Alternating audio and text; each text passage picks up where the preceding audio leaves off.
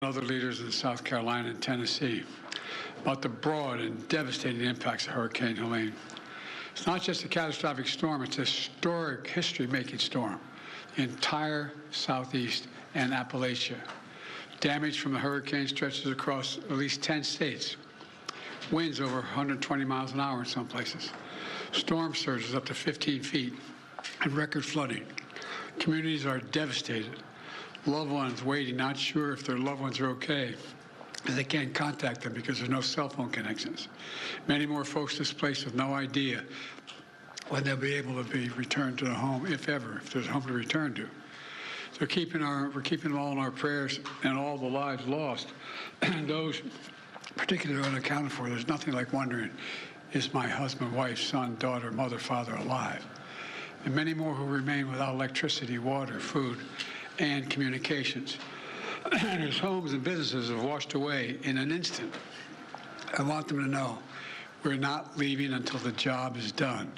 I also want you to know I'm committed to traveling to the impacted areas as soon as possible, but I've been told that it would be disruptive if I did it right now.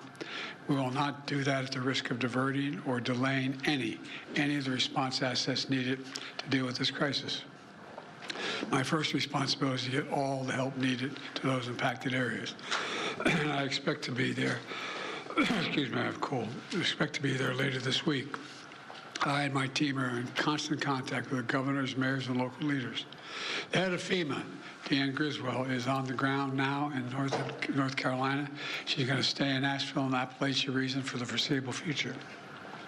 There's been reports of over 100 dead and the consequence of this storm, and there are reports of up 600 people unaccounted for because they can't be contacted.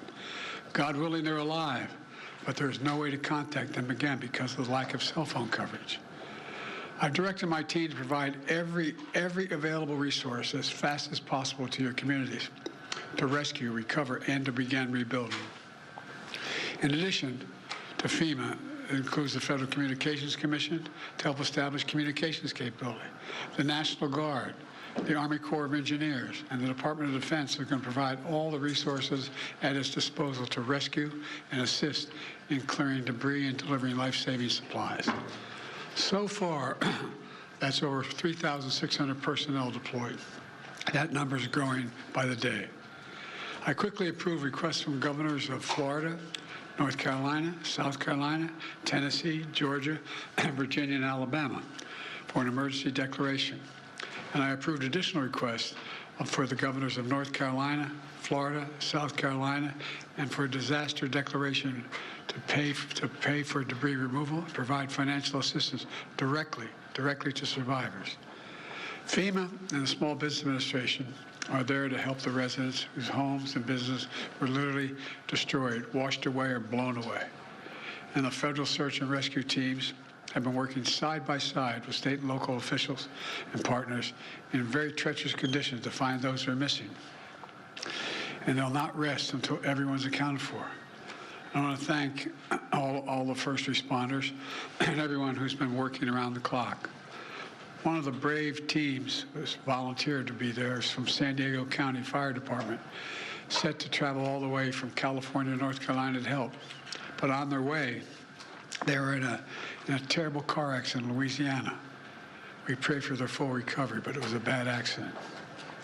We know there's more to do, and we'll continue to surge resources, including food, water, communications, and life-saving equipment. We'll be there, as I said before, and I mean it, as long as it takes to finish this job.